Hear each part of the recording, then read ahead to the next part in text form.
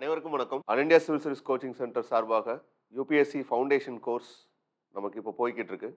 So இதில் நம்ம பார்க்கக்கூடிய டாபிக்ஸ் எதை பேஸ் பண்ணி அப்படின்னு பார்த்தீங்கன்னா, இந்தியன் பாலிட்டி அண்ட் கவர்னன்ஸ் தான். ஸோ இந்தியன் பாலிட்டி அண்ட் கவர்னன்ஸில் சோஃபார் ஒரு 12 கிளாஸஸ் முடிச்சிருக்கோம். இந்த 12 கிளாஸஸில் மேஜராக கவர் பண்ண டாபிக்ஸ் அப்படின்னு பார்த்தீங்கன்னா, basics of constitution, preamble, union territories and citizenship, fundamental rights, directive principles of state policy, then fundamental duties, union territories, union and executives பொறுத்தளவுக்கு executive கம்ப்ளீட்டடாக முடிச்சிட்டோம். ஓகே, வித் ரெஸ்பெக்ட் டு பிரசிடென்ட்டாக இருக்கட்டும், vice president, council of ministers with prime minister, attorney general, advocate general. So இந்த comparisons எல்லாம் cover பண்ணியிருக்கோம். With respect to parliament அப்படின்னு வரும்போது basics of parliament, that is அதோட கம்போசிஷன். ஸோ அந்த அஸ்பெக்ட்ஸ் எல்லாமே கவர் பண்ணியாச்சு. இன்னைக்கு பார்க்கக்கூடிய டாபிக்ஸ் அப்படிங்கிறது வித் ரெஸ்பெக்ட் டு பார்லிமெண்ட்டோட எக்ஸ்டென்ஷன் தான். ஓகே, ஸோ இது வரைக்கும் ஒருவேளை இதுதான் உங்களோட ஃபர்ஸ்ட் வீடியோ அப்படின்னா, இதுக்கு முன்னாடி ஒரு 12 செஷன்ஸ் இருக்குது. ஸோ முடிச்சுட்டு இதை நீங்கள் கவர் பண்ணும்போது ஹோலிஸ்டிக்காக உங்களால் எதை அப்ரோச் பண்ணியிருக்க முடியும் அப்படின்னு பார்த்தீங்கன்னா, பாலிட்டியோட அந்த என்டையர் கிளாஸஸையும் உங்களால் பார்த்து ஓரளவுக்கு உங்களால் அண்டர்ஸ்டாண்ட் பண்ணிக்கிற முடியும். அதை ஒர்க் அவுட் பண்ணிவிட்டு நீங்கள் ஒரு பேசிக் புக்ஸ், தட் இஸ் என்சிஆர்டிஸோ இல்லை ஸ்டாண்டர்ட் புக்ஸ் லைக் லக்ஷ்மிகாந்தோ நீங்கள் ரீட் பண்ணும்போது you feel comfortable. Okay, so இன்றைக்கி நம்ம பார்க்கக்கூடிய டாபிக்ஸ் எதை பேஸ் பண்ணி அப்படின்னு பார்த்தீங்கன்னா, with respect to extension of parliament தான். ஓகே, ஸோ லாஸ்ட் கிளாஸோட கண்டினியூஷன்னு சொல்ல முடியும். அப்போது லாஸ்ட் கிளாஸ் அப்படிங்கிறது எதை பற்றி பேசிக்காக நம்ம அப்ரோச் பண்ணியிருந்தோம் அப்படின்னு பார்த்தீங்கன்னா, ஃபங்க்ஷன்ஸ் ஆஃப் தி பார்லிமெண்ட் தான். ஸோ லா மேக்கிங் மட்டும் இல்லாமல் அதர் தென் தட் எக்ஸிக்யூட்டிவ் ரெஸ்பான்சிபிலிட்டிக்கு அவங்க என்ன பண்ணுறாங்க, அட்மினிஸ்ட்ரேட்டிவ் அக்கௌண்டபிலிட்டி எது மூலமாக என்ஷூர் பண்ணுறாங்க, தென் அஸ் அன் ஆர்கன் ஆஃப் இன்ஃபர்மேஷனாக ஒரு பார்லிமெண்ட் என்ன ரோல் ப்ளே பண்ணுது. ஸோ இந்த மாதிரி ஆஸ்பெக்ட்ஸ்லாம் கவர் பண்ணியிருந்தோம். At the same time how parliament controls the cabinet. So இந்த ஆஸ்பெக்ட்ஸ் எல்லாமே கவர் பண்ணது. தென் இன்னைக்கு நம்ம பார்க்கக்கூடிய ஆஸ்பெக்ட்ஸ் ஆர் அப்ரோச் அப்படிங்கிறது it's nothing but these are all the topics what we are going to cover today. Okay, so இதில் பேசிக்காக நம்ம பார்க்கக்கூடிய விஷயங்கள் அப்படின்னு பார்த்தீங்கன்னா, business hours of the parliament அப்படின்னு ஒரு டாபிக் பார்ப்போம். Business hours is nothing but ஒரு நாள் டே. ஓகே, ஸோ ஒரு டே அப்படிங்கிறது ஒரு பார்லிமெண்ட்டில் எப்படி மூவ் ஆகும் அப்படிங்கிற விஷயங்கள் தான். ஸோ அப்படி ஒரு செஷன் கண்டக்ட் பண்ணும்போது அதில் இருக்கக்கூடிய டிஃப்ரெண்ட் டைப்ஸ் ஆஃப் மோஷன்ஸ் என்னவா இருக்க முடியும். ஏன்னா ஒரு இனிஷியேட்டிவ் ஏதாச்சும் ஒரு ஒரு பார்லிமெண்ட்டில் ஒரு டிபேட் அண்ட் டிஸ்கஷன் நடத்துகிறோம் அப்படின்னா வித்தவுட் தீர்மானம், ஓகே, ஸோ மோஷன் இல்லாமல் அந்த ஒரு விஷயங்களை அங்கே டிபேட் அண்ட் டிஸ்கஷனுக்குள்ளே கொண்டு வர முடியாது. அப்போ இம்பார்ட்டண்ட்டாக இருக்கக்கூடிய டிபேட் அண்ட் டிஸ்கஷன்ஸ்க்குன்னு வரும்போது அப்போ what type of motions were there அப்படிங்கிற விஷயங்களை அப்ரோச் பண்ணுறோம். Then at the same time different types of questions. So இதெல்லாம் சின்ன சின்ன ஏரியா தான். மேஜராக அடுத்து பார்க்கக்கூடிய இம்பார்ட்டண்டான டாபிக் அப்படின்னு பார்த்தீங்கன்னா, ஆனுவல் ஃபினான்ஷியல் ஸ்டேட்மெண்ட்டுன்னு நம்ம சொல்லக்கூடிய பட்ஜெட் தான். ஓகே, ஸோ அது எத்தனை ரீடிங்ஸ் போகுது, that is different types of readings இருக்குது. அதில் என்ன மாதிரி ப்ராசஸ் நடக்குது, அங்கே என்ன கமிட்டிஸ் இன்வால்வ் ஆகுது, அந்த விஷயங்கள்லாம் அப்ரோச் பண்ணுவோம். அதுதான். Okay, then apart from that அதோட எக்ஸ்டென்ஷனாக different types of fund such as consolidate fund of India, contingency fund of India, public accounts of India. So இதோட நேச்சர்ஸ் என்ன அப்படிங்கிறது தான் ஒன் பை ஒன்னாக நம்ம பார்க்க போகிறோம். ஸோ கிளாஸஸ்க்குள்ளே நம்ம போகலாம். ஓகே, ஸோ ஃபர்ஸ்ட் டாபிக் அப்படின்னு வரும்போது with respect to business hours of the parliament தான். இந்த business hours of the parliament அப்படிங்கிறது it's nothing but they try to ensure certain level of accountability. Okay, so accountability அப்படிங்கிறது எது மூலமாக வரும் அப்படின்னு பார்த்தீங்கன்னா, through by means of questions மூலமாக தான். ஒரு ரூலிங் பார்ட்டி இருக்காங்க அப்படின்னா, ஸோ ரூலிங் பார்ட்டி இருக்காங்க அப்படின்னா they have the authority to govern the nation. So govern the nation அப்படின்னு வரும்போது there must be certain authority rest with them. Okay, at the same time it is the objective of the constitutionalism to ensure the responsibility of the ruling party. Okay, so accountability மட்டும் கிடையாது. ஒரு ruling பார்ட்டிக்கு எதை ensure பண்ணணும் அப்படின்னு பார்த்தீங்கன்னா, responsibility ensure பண்ணணும். அப்போ ரெஸ்பான்சிபிலிட்டி என்ஷூர் பண்ணும்போது நம்ம நேற்று பார்த்தோம் பை லேயிங் ரிப்போர்ட்ஸ் அப்படிங்கிறது ஒரு அஸ்பெக்ட்னு பார்த்தோம். Laying report such as nothing but ஒரு யூபிஎஸ்சி கொடுக்கக்கூடிய ஒரு ரிப்போர்ட்டோ, ஒரு சிஏஜி அவங்களோட எக்ஸ்பெண்டிச்சரை ஸ்டடி பண்ணிவிட்டு ரெவன்யூ ஸ்டடி பண்ணிவிட்டு கொடுக்கக்கூடிய ரிப்போர்ட்டோ, இல்லை ஒரு national commission for backward class, backward schedule caste, schedule tribes அந்த கமிஷன் கொடுக்கக்கூடிய ரிப்போர்ட்டோ, இல்லை ஒரு ஒரு மைனாரிட்டி கமிஷன் கொடுக்கக்கூடிய ரிப்போர்ட்டோ or any other joint parliamentary committee reports இதெல்லாம் தாண்டி கொஸ்டின்ஸ். ஓகே, ஸோ கொஸ்டின்ஸ் அப்படிங்கிறது one point of view ensuring the accountability of the executives. Okay, so அவங்க எந்த அளவுக்கு அக்கௌண்டபிளாக இருக்காங்க அப்படிங்கிறத எது மூலமா பண்ண முடியும் அப்படின்னு பார்த்தீங்கன்னா, through by asking questions. So அதுக்கான ஸ்பேஸ் தான் எங்க குடுக்குறாங்க அப்படின்னு பார்த்தீங்கன்னா, யூசுவலா ஒரு பிசினஸ் ஹவர்ஸ் ஆஃப் தி பார்லிமெண்ட்ல மேஜரா எடுத்துக்கக்கூடிய விஷயம். யூசுவலா ஒரு ரூலிங் பார்ட்டி என்ன பண்ணும் ஒரு பிசினஸ் ஹவர்ல அப்படின்னு பார்த்தீங்கன்னா, they try to pass certain law. Okay. So லாவ தான் பாஸ் பண்றதுக்கு அவங்க இது பண்ணுவாங்க. Converted into an act. அது நேத்து பார்த்தோம். ஸோ அப்படி இருக்கக்கூடிய ஒரு அஸ்பெக்ட்ஸ்ல asking question is on the other side. ஒரு அப்போசிஷன் பார்ட்டியோ, இல்ல நார்மலா ஒரு எம்பிஸ் இருக்காங்கனாலோ, ஸோ அவங்க ஒரு கொஸ்டின்ஸ் கேட்குறாங்க அப்படின்னு பார்த்தீங்கன்னா, it ensures an accountability. Okay. அப்போ வெறும் ஒரு பார்லிமெண்ட் என்ன செஷனா மட்டும் ஃபங்ஷன் ஆகுன்றது இல்ல அப்படின்னு பார்த்தீங்கன்னா, வெறும் ஒரு லா மேக்கிங் இன்ஸ்டிடியூஷனா மட்டும் இல்லாம, it has other functions. So அப்ப அந்த அதர் ஃபங்ஷன்ஸ எது மூலமா என்ஷூர் பண்ண ட்ரை பண்றாங்கன்னா, through by means of various types of asking questions. So அதுவுமே there are different types of questions இருக்கு. Then apart from that, through by means of ensuring certain level of motions. Okay, so calling attention motion, adjournment motion, censure motion, no confidence motion. இந்த மாதிரி different types of motions மூலமா என்ன try பண்றாங்க அப்படின்னு பார்த்தீங்கன்னா, பார்லிமெண்ட்டை ஒரு accountability ensure பண்ணக்கூடிய ஒரு இன்ஸ்டிடியூஷனா. ஏன்னா அங்க நம்ம திருப்பி திருப்பி அகைன் அண்ட் அகைன் சொல்லக்கூடிய விஷயங்கள் இதுதான். Council of ministers shall be collectively responsible to the house of the people or Lok Sabha அப்படின்னு சொல்றோம் அப்படின்னா, how they are ensuring that accountability அப்படின்னா through by these types of things. Okay. So இந்த விதமான objectives R திங்ஸை வச்சு தான் என்ன பண்ணுவாங்க அப்படின்னு பார்த்தீங்கன்னா, அந்த அக்கௌண்டபிலிட்டி அப்படிங்கிற ஒரு விஷயத்தை என்ஷூர் பண்றாங்க. அப்போ இந்த இடத்துல என்ன பார்க்குறோம் அப்படின்னு பார்த்தீங்கன்னா, இந்த பிசினஸ் ஹவர்ஸ் எப்படி போகுது அப்படிங்கிறத வச்சு, ஒரு சைடு லா மேக்கிங் அது செப்பரேட். அது எல்லா டைமும் அது பார்க்கக்கூடிய ஒரு விஷயம் தான். அதில ஒண்ணும் பெருசா இல்ல. ஓகே. அது டிஃபரெண்ட் டைப்ஸ் ஆஃப் இதில நம்ம பார்த்துட்டோம். ஆர்டினரி பில்லா எப்படி பாஸ் பண்றாங்க, ஒரு மணி பில்லா எப்படி பாஸ் பண்றாங்க, ஒரு கான்ஸ்டிடியூஷன் அமெண்ட்மென்ட் பில்லா அத எப்படி எடுத்துட்டு போறாங்க, ஒரு பட்ஜெட்ன்னு சொல்லக்கூடிய ஆனுவல் ஃபினான்ஷியல் ஸ்டேட்மெண்ட் எப்படி பண்ண போறாங்க அப்படிங்கிறதெல்லாம் நம்ம பார்க்கத்தான் போறோம். அத தாண்டி ஒரு பார்லிமெண்ட்ல என்ன நடக்கும்? அப்படின்னு பார்த்தீங்கன்னா, through by debate and discussions நடக்கும். அப்போ அந்த டிபேட் அண்ட் டிஸ்கஷனுக்கு ஒரு ப்ரொசீஜர்ஸ் இருக்கணும் இல்லையா? அந்த ப்ரொசீஜர வழிவகுக்கக்கூடிய விஷயமா தான் எது அமைஞ்சிருக்கு அப்படின்னு பார்த்தீங்கன்னா, இந்த பிசினஸ் ஹவர்ஸ் அமைஞ்சிருக்கு. ஓகே. ஸோ அப்போ அதுக்கு ஒரு ஒரு நார்மலா என்ன இருக்கும்? ஒரு வரையறை இருக்கும்ல. ஒரு ரூல்ஸ் அண்ட் ப்ரொசீஜர்ஸ் இருக்கும்ல. ஸோ அந்த ரூல்ஸ் அண்ட் ப்ரொசீஜர்ஸ தான் நம்ம என்ன பண்ண போறோம்? எக்ஸாம் பாயிண்ட் ஆஃப் வியூல நமக்கு என்ன தேவையோ அந்த அஸ்பெக்ட்ல மட்டும் பார்க்க போறோம். அப்போ ஒரு பார்லிமெண்டரி கொஸ்டின் அப்படிங்கிறது it's nothing but to ensure accountability of the executives தான். ஓகே. எக்ஸிக்யூட்டிவோட அக்கவுண்டபிலிட்டி என்ஷூர் பண்றது தான் ஒரு பார்லிமென்ட்டோட அப்ஜெக்டிவ் அப்படின்னு வரும்போது, அப்ப எப்படி என்ஷூர் பண்றாங்க அப்படின்னு பார்த்தீங்கன்னா, through by means of asking questions. That is considered to be an collective responsibility அப்படின்னு சொல்லுவோம். ஓகே. கலெக்டிவா அந்த ஹவுஸ்ல ஓகே அந்த ஹவுஸ்ல என்ன பண்ணுவாங்க அப்படின்னு பார்த்தீங்கன்னா, த்ரூ பை ஆஸ்கிங் கொஸ்டின்ஸ் மூலமா they try to ensure the accountability or else through by means of parliamentary committees. Okay, there are so many committees in the parliament. Each and every committee has its own functions, rules and regulations. So அது நம்ம பின்னாடி பார்ப்போம். Parliamentary committees அடுத்த கிளாஸஸில் பார்க்க போகிறோம். But ஒவ்வொரு parliamentary கமிட்டியும் அதோட responsibility என்னவா இருக்க முடியும் அப்படின்னு பார்த்தீங்கன்னா, how to ensure the accountability from the executives. So அதுதான். அப்போது ஜென்ரலாக ஒரு business of the hours of the house அப்படின்னு வரும்போது, யூஸ்வலாக என்ன மாதிரி இருக்கும் அப்படின்னு பார்த்தீங்கன்னா, இந்த 2 ஹவர் ரொம்ப முக்கியமான hour for asking questions. Okay. General business hours வேற. Okay. So passing of bill அப்படிங்கிறது தனி டைம் எடுத்துக்கிறவங்க ஆஃப்டர்நூனுக்கு மேல. பட் மேஜரா பார்க்கும்போது இந்த கொஸ்டின் ஹவர் அண்ட் 0 ஹவர் அப்படிங்கிறது ரொம்ப முக்கியமான ஒரு ஒரு அந்த பிசினஸ் ஹவர்ல ரொம்ப முக்கியமான ஒண்ணு.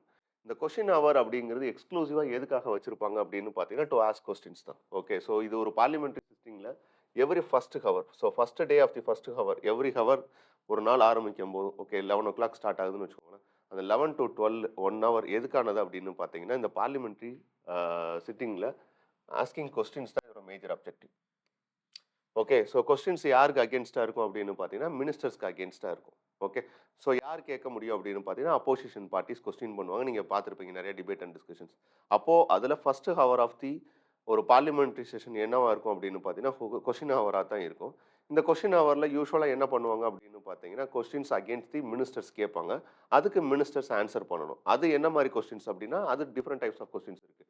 Starred question, unstarred question, short notice questions அதெல்லாம் நம்ம பார்க்கலாம். பட் ஃபர்ஸ்ட் ஜென்ரலா ஒரு பேசிக்கா ஒரு ஹவர் ஸ்டார்ட் ஆனோனே, பிசினஸ் ஹவர் ஸ்டார்ட் ஆனோனே, பார்லிமெண்ட்ல ஃபர்ஸ்ட் செஷன் என்னவா இருக்கும் அப்படின்னா, கொஸ்டின் ஹவரா இருக்கும்.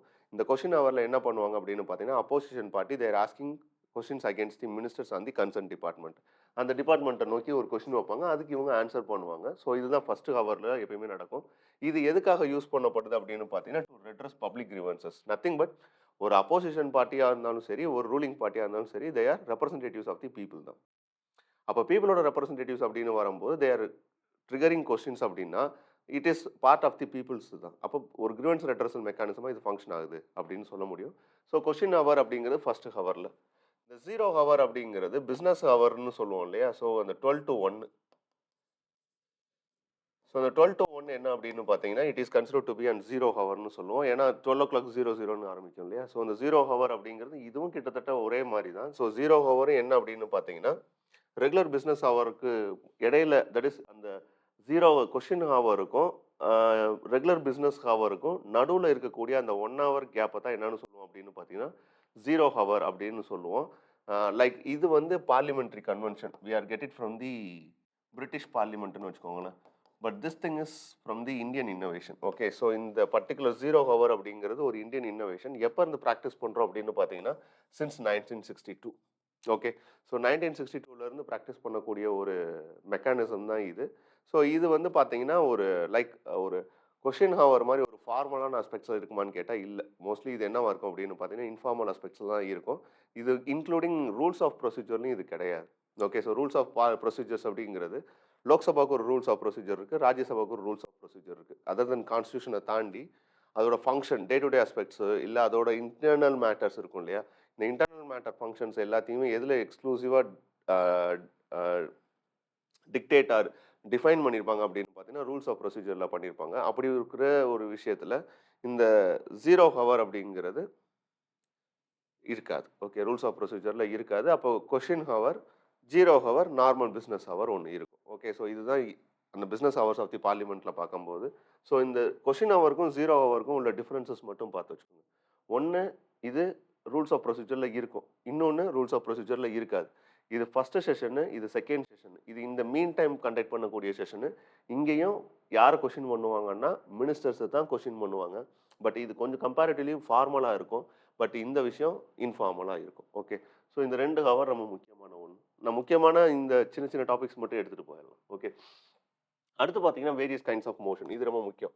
இப்போ நம்ம பிஸ்னஸ் ஹவர்ஸ் அப்படின்னு சொல்லிட்டோம். ஓகே. ஸோ 0 ஹவர், கொஷின் ஹவர்லாம் சொல்லிடுறோம்னு வச்சுக்கோங்களேன். ஸோ இந்த ஹவர்ல என்ன மாரி ஆக்ஷன்ஸ் நடக்கும் அப்படின்னு பார்த்தீங்கன்னா, asking questions are triggering any things. Okay. Other than the questions some ஆக்ஷன்ஸும் அங்க தேவைப்படும். அப்போ பார்லிமெண்ட்ல எந்த ஒரு ஆக்டிவிட்டி நடந்தாலும், ஓகே. பார்லிமெண்ட்ல எந்த ஒரு ஆக்டிவிட்டி நடந்தாலும், அந்த பர்ட்டிகுலர் ஆக்டிவிட்டி என்னவா இருக்கும் அப்படின்னு பார்த்தீங்கன்னா, எது மூலமா அத ட்ரிகர் பண்ண முடியும்னா, த்ரூ பை மோஷன்ஸ் மூலமா தான் ட்ரிகர் பண்ண முடியும். அப்படின்னா தீர்மானம் மூலமா தான் கொண்டு வர முடியும். ஓகே. ஸோ தீர்மானம் அப்படிங்கிறது மோஷன்ஸ் அப்படிங்கிற ஒரு விஷயத்துல சொல்லக்கூடிய விஷயம்.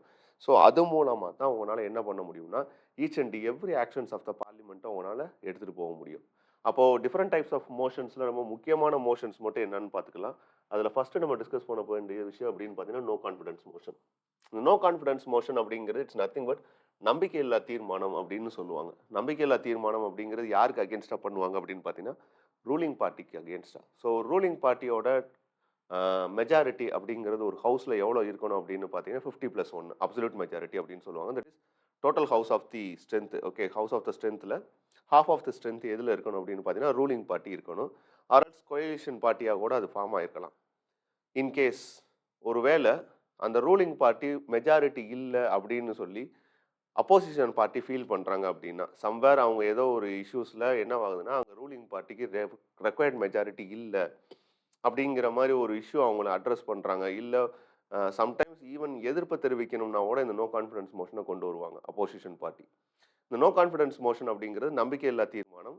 யார் கொண்டு வருவாங்க யூஸ்வலாக அப்படின்னு பார்த்தீங்கன்னா, அப்போசிஷன் பார்ட்டி கொண்டு வருவாங்க. யாருக்கு அகேன்ஸ்டாக பண்ணுவாங்க அப்படின்னா, ரூலிங் பார்ட்டிக்கு அகேன்ஸ்டாக பண்ணுவாங்க.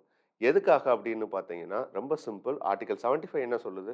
Council of ministers are collectively responsible to the Lok Sabha. அப்போ ஹவுஸ்ல அப்சல்யூட் மெஜாரிட்டி ஸ்ட்ரென்த் இருக்கிற வரைக்கும் இந்த ஹவுஸ்ல யார் ரூலிங் பார்ட்டியா இருக்கலாம் அப்படின்னா, இருக்கக்கூடிய ரூலிங் பார்ட்டி இருக்கலாம். சப்போஸ் அந்த ஸ்ட்ரென்த் இல்லை அப்படிங்கிறத ஒருவேளை அப்போசிஷன் பார்ட்டி சென்ஸ் பண்ணா, ஓகே, சென்ஸ் பண்ணா ஒரு 50 மெம்பர்ஸ் ப்ரியரா என்ன பண்ணணும் அப்படின்னா, அந்த மோஷனை சைன் பண்ணி தரணும். Okay. So 15 members, okay, 50 members support பண்ணணும் ஒரு மோஷனை பாஸ் பண்றதுக்கு. ஓகே. ஸோ இப்போ மோஷனை என்ன பண்றாங்க அப்படின்னா, இனிஷியேட் பண்றதுக்கே 50 மெம்பர்ஸ் சைன் பண்ணி யார்கிட்ட கொடுக்கணும் அப்படின்னா, டு தி ப்ரிசைடிங் ஆஃபீஸர். இங்க பொறுத்தளவுக்கு ஸ்பீக்கர்னால மட்டும்தான் பண்ண முடியும். ஏன்னா நோ கான்ஃபிடன்ஸ் மோஷன் எங்க இனிஷியேட் பண்ண முடியாது அப்படின்னா, ராஜ்யசபால இனிஷியேட் பண்ண முடியாது, லோக்சபால மட்டும்தான் இனிஷியேட் பண்ண முடியும். ஏன்னா council of ministers are collectively responsible to the Lok Sabha.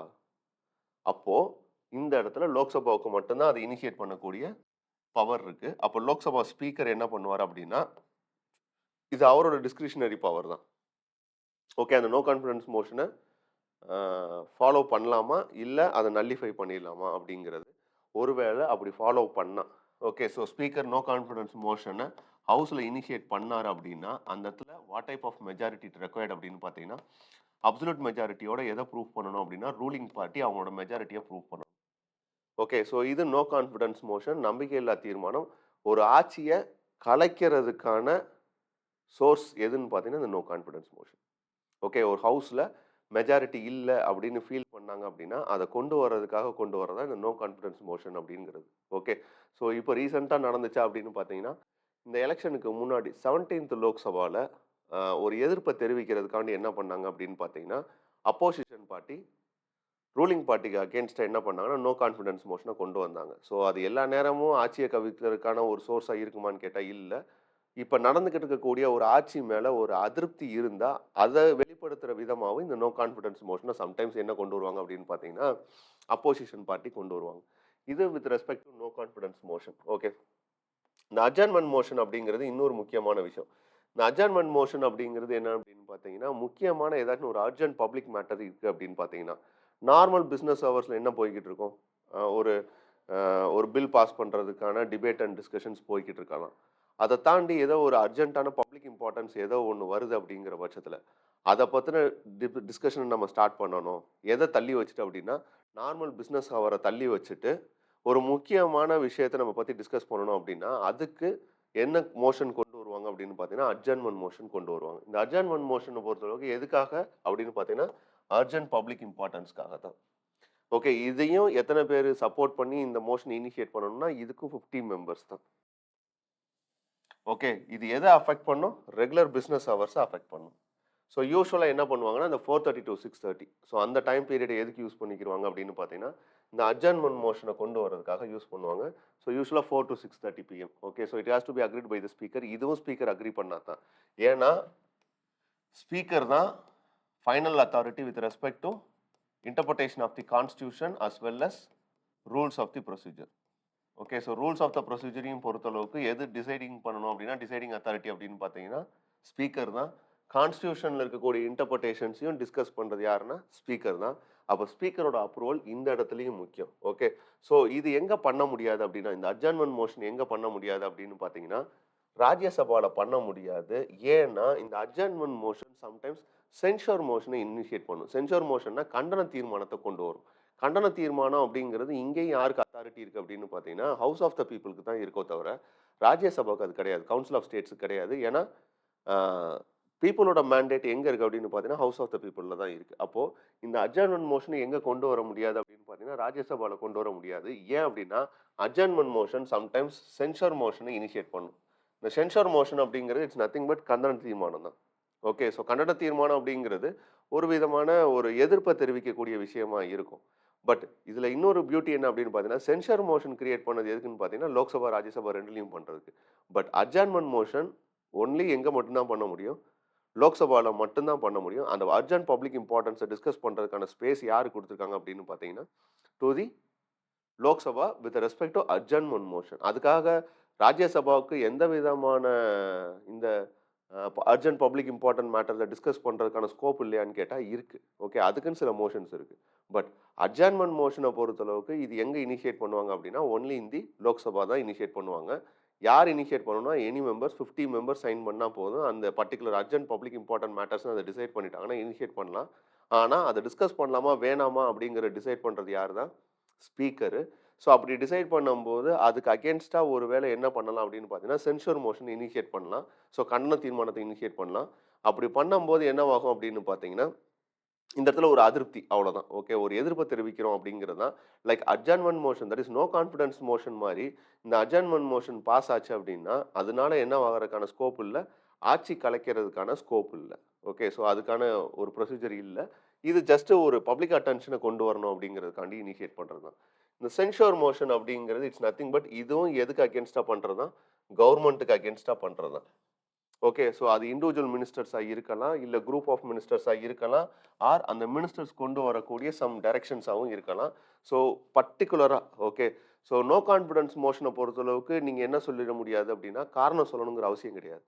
So இதுக்காகத்தான் கொண்டு வந்தேன் அப்டிங்கிறது. ஓகே. டிஃபரன்ஸ் பார்க்கலாம். ஓகே.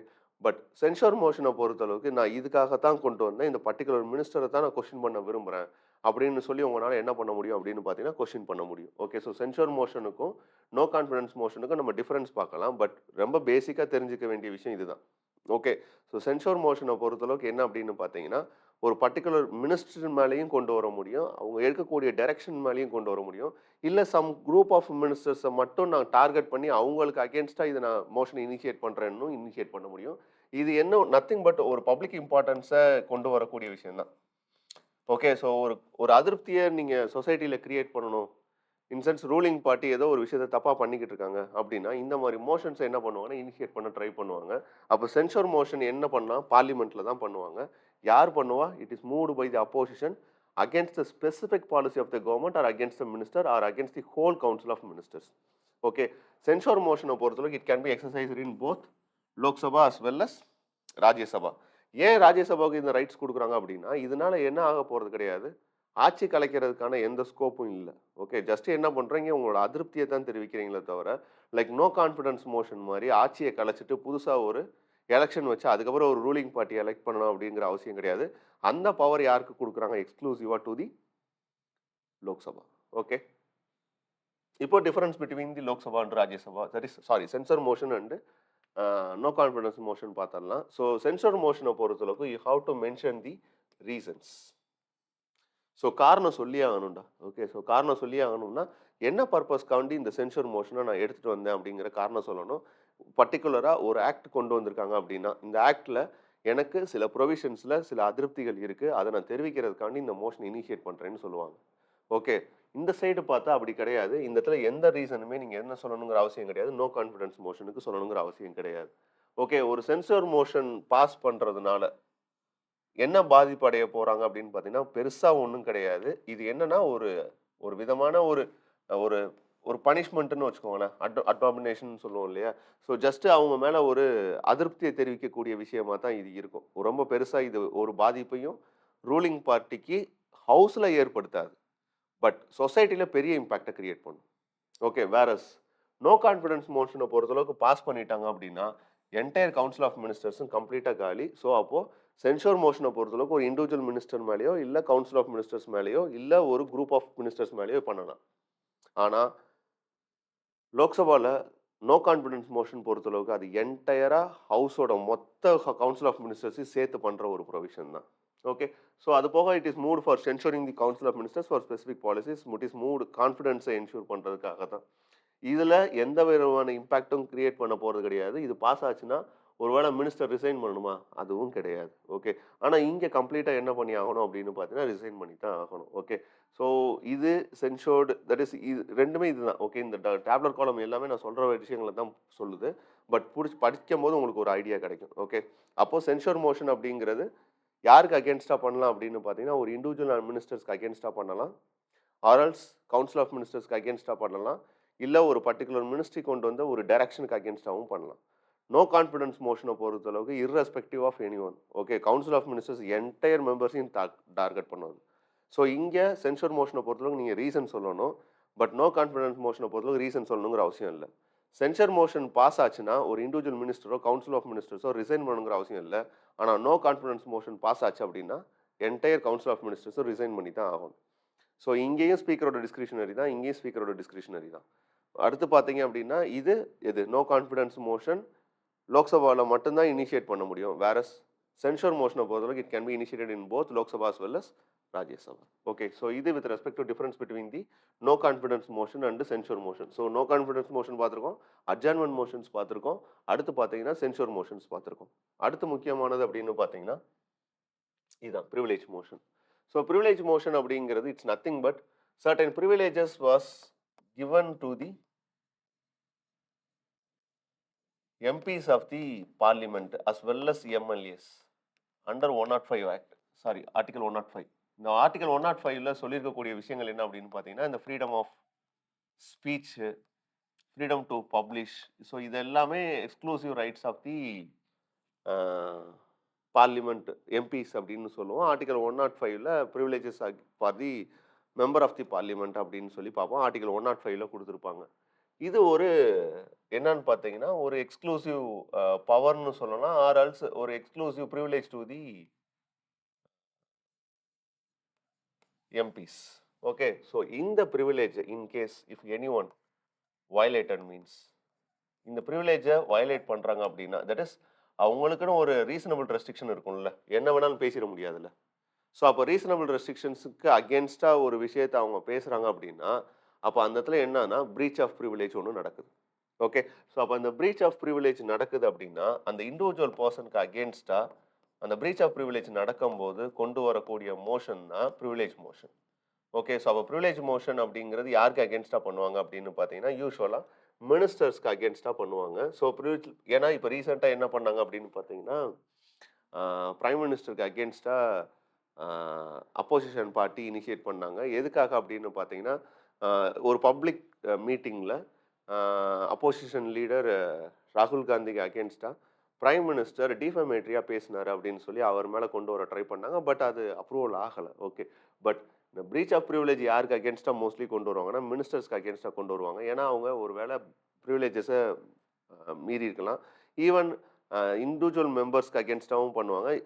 ராகுல் காந்தி மேலேயும் தட் இஸ் அப்போசிஷன் ஓகே அவர் மேலேயும் என்ன பண்ணாங்க அப்படின்னா, சம்டைம்ஸ் ப்ரிவிலேஜ் மோஷனை இனிஷியேட் பண்ணியிருக்காங்க. ஸோ அப்போ அந்த பிரீச் ஆஃப் ப்ரிவிலேஜ் அப்படிங்கிறது it's nothing but or it is moved by a member when he feels that a minister has committed a breach of privilege of the house or one or more of its members by withholding fact or case or by giving wrong distorted facts.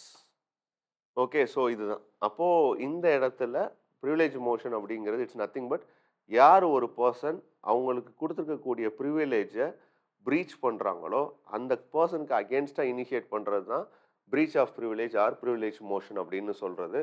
So இதனால் ஒரு ஒரு ஒரு எம்பியை ஏதாச்சும் மினிஸ்டரையோ resign பண்ண வச்சுருவாங்களா அப்படின்னு கேட்டிங்கன்னா அதெல்லாம் கிடையாது. மேக்ஸிமம் என்ன பண்ணுவாங்கன்னா சஸ்பென்ஷன் அந்த மாதிரி போவாங்க. அதுவும் ரொம்ப லிமிட்டட் கேசஸில் தான். இந்த பிரீச் ஆஃப் ப்ரிவிலேஜ் ரீசெண்டாக வந்ததுனால இது எம்பசைஸ் பண்ணி எடுக்க வேண்டியதாக இருக்குது. இவ்வளோ தான் இதுக்கான இம்பார்ட்டன்ஸ்.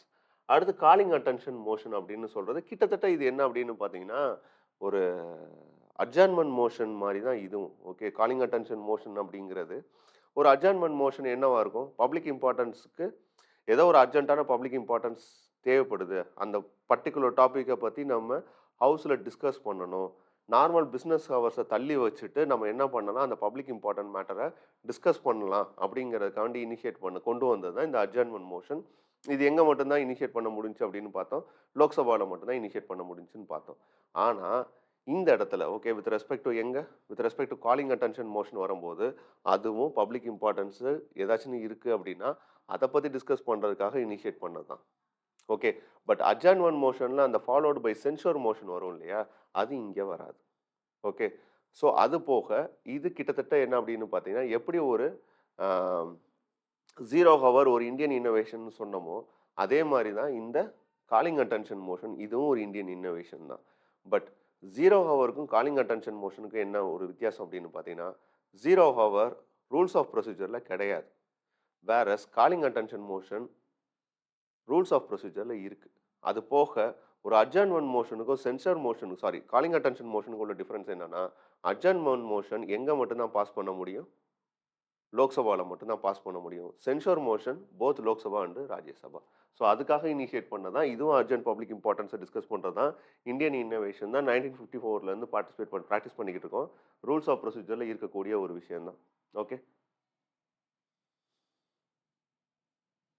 ஓகே. அது போக it is applicable in both houses of the parliament. Okay.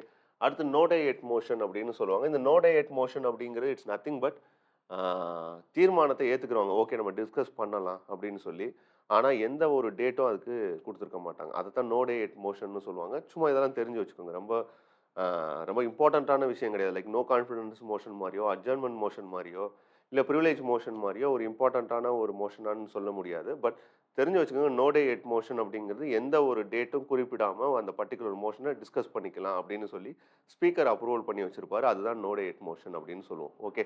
So இதெல்லாம் various types of motions. So இது ரொம்ப முக்கியம். அதுக்கப்புறம் என்ன பார்த்துருக்கோம்? பிசினஸ் ஹவர்ஸ் பார்த்துருக்கோம். அடுத்து நம்ம பார்க்கக்கூடிய டாபிக் அப்படின்னு பார்க்குறது questionnaires.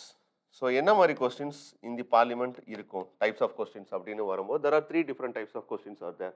One is with respect to starred question, another one is unstarred question, another one is short notice question. இதெல்லாம் எப்படி கேட்குவாங்க அப்படின்னு பார்த்தீங்கன்னா, ஒரு கம்பேரிட்டிவா கேட்பாங்க. கேட்டிருக்காங்க. ஸ்டார்டுக்கும், அன்ஸ்டார்டுக்கும் ஒரு கொஸ்டின்ஸ்க்கு டிஃபரன்ஸ் கேட்டிருக்காங்க. பட் நம்ம தெரிஞ்சு வச்சுக்க வேண்டிய விஷயம் அப்படின்னா, what is the difference between starred and unstarred questions. So starred question அப்படிங்கிறது it's nothing but it is distinguished by an asterisk. ஒரு ஆஸ்ட்ரிக்ஸ் என்ன பண்ணியிருப்பாங்க அது மேலனா, ஒரு வகைப்படுத்துறதுக்காண்டி, அதை முக்கியத்துவப்படுத்துறதுக்காண்டி ஒரு ஆஸ்ட்ரிக் சிம்பிள் அதில் ஆட் பண்ணியிருப்பாங்க.